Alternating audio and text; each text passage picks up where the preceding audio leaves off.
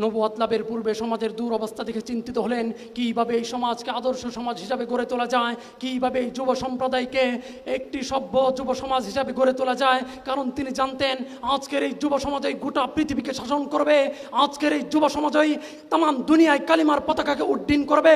তাই আগামী প্রজন্মের মানবতার দিশারি এই যুব সম্প্রদায়কে সঠিক চিন্তা দর্শন ও আদর্শ রূপে শানিত করে তোলার এক নিরন্তর সাধনায় তিনি তৎপর হলেন।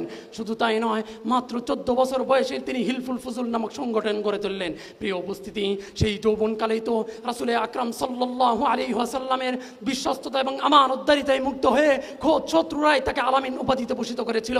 সেই যৌবনকালেই তো হজরে আসওয়াদ স্থাপন নিয়ে যখন মহাবাক বিতনটা শুরু হয়ে গেল, তখন বিজ্ঞ নেতা উমাইয়া ইবনে মুগীরার প্রস্তাবক্রমে এই সিদ্ধান্ত স্থির হলো যে আগামীকাল সর্বপ্রথম যে কাবা শরীফের গেট দিয়ে প্রবেশ করবে সে এই বিষয়টিকে ফায়সালা গ্রহণ করবে। প্রিয় উপস্থিতি, পরদিন প্রত্যুষেই রাসূল আকরাম সাল্লাল্লাহু আলাইহি ওয়াসাল্লাম কাবার গেট দিয়ে সর্বপ্রথম প্রবেশ করলেন।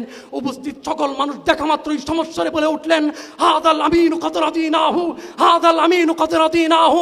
ইনি তো একজন বিশ্বস্ত লোক, তিনি যেই ফায়সালা প্রদান করুক না কেন সেটা আমরা অকুণ্ঠ চিত্তে মাথা পেতে নিতে প্রস্তুত রয়েছি।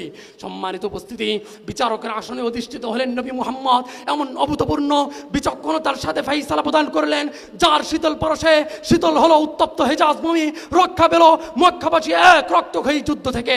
তাই তো সুলাইমান নবী রহমতুল্লাহি আলাইহি বলেছেন, যদি আপনি ব্যবসায়ী হয়ে থাকেন তাহলে মক্কাবাসীর ব্যবসায়ীর অনুগামী হন, যদি আপনি বিজয়ী হয়ে থাকেন তাহলে বদর ও হুনাইনের সেনাপতির প্রতি দৃষ্টিবদ্ধ করুন, যদি আপনি পরাজিত হয়ে থাকেন তাহলে উহুদ যুদ্ধ থেকে শিক্ষা গ্রহণ করুন, যদি আপনি পরাজিত বিজয়ী এবং শত্রুদের কে পরাভূত করতে সক্ষম হন তাহলে মক্কা বিজয়ী রাসূল আরবি সাল্লাল্লাহু আলাইহি ওয়াসাল্লামের উত্তম আদর্শ এবং উদার নীতিকে গ্রহণ করুন। এই কারণে আল্লাহ পাক রব্বুল আলামিন বলেন, লাকাদ কানা লাকুম ফি রাসূলিল্লাহি উসওয়াতুন হাসানাতুন লিমান কানা ইয়ারজুল্লাহ ওয়াল ইয়াউমাল আখির। তোমাদের জন্য রাসূলুল্লাহর মধ্যে রয়েছে উত্তম আদর্শ। প্রিয় উপস্থিতি, বাস্তবিকই রাসূল আকরাম সাল্লাল্লাহু আলাইহি ওয়াসাল্লাম মানবীয় সকল গুণাবলীর উপর নিজেকে সুপ্রতিষ্ঠিত করে বিশ্ববাসীর জন্য এক মহা উত্তম আদর্শের ভাণ্ডার রেখে গিয়েছেন। ব্যক্তি জীবন থেকে শুরু করে আন্তর্জাতিক জীবন পর্যন্ত এমন কোনো দিক নাই, এমন কোনো সাইড নাই যেখানে তিনি তার আদর্শকে প্রতিষ্ঠা করে যান নাই। পৃথিবীর যে কেউ তার জীবন আদর্শ নিয়ে স্টাডি করলে এই কথা বলতে বাধ্য হবে, তিনি আমাদের জন্য উত্তম আদর্শ নিয়ে এসেছেন, তিনি গোটা জাতির জন্য রোল মডেল হিসাবে প্রেরিত হয়েছেন। প্রিয় উপস্থিতি, সেই ঐশী আদর্শে আদর্শিত হওয়ার দরুন সাহাবায়ে কিরাম দুনিয়াতেই জান্নাতের সুসংবাদ পেয়েছেন, দুনিয়াতেই তারা রাদিয়াল্লাহু তাআলা আনহু ওয়া রাদু আনহুমের মিজদাক হয়ে গিয়েছেন। তাই বলতে চাই, আজকের এই রুগ্ন পৃথিবীকে সুস্থ করে তুলতে হলেও সর্বাগ্রের প্রয়োজন যুব সম্প্রদায়কে সুস্থ করে তোলা।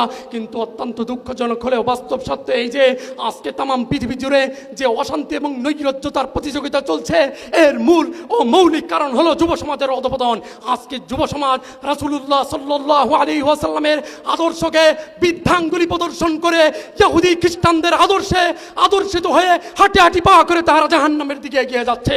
সম্মানিত উপস্থিতি, আজকের এই যুব সমাজ যদি ঠিক হয়, সমাজ ঠিক, এই যুব সমাজ সম্প্রদায় পারে গোটা পৃথিবীকে সঠিক পথের রাহনুমাই করতে, এই যুব সম্প্রদায় পারে তাম পৃথিবীতে কালিমার পতাকাকে উড্ডীন করতে। এই যুব সম্প্রদায়ের রোশানের পরেই নেপালের প্রধানমন্ত্রী দেশ ছেড়েছে, এই যুব সম্প্রদায়ের রোশানের পরেই 5ই আগস্ট স্বৈরাচারী শেখ হাসিনা বাংলাদেশ থেকে লেজ গুটিয়ে পালাতে বাধ্য হয়েছে। সম্মানিত উপস্থিতি, পরিশেষে যুব সম্প্রদায়ের প্রতি উদারত আহ্বান রাখতে চাই, সকল অলসতার চাদরকে তোমরা উপড়ে ফেলে দাও, সকল অলসতার চাদরকে তোমরা উপড়ে ফেলে দিয়ে সকল বিভাজনের দেয়ালকে ভেদ করে আসো, তরুণ উলামা কল্যাণ ফোরামের ডাকে সাড়া দিয়ে হাতে হাত রেখে আমরা ঐক্যবদ্ধভাবে আমাদের যাত্রাকে বেগবান করি।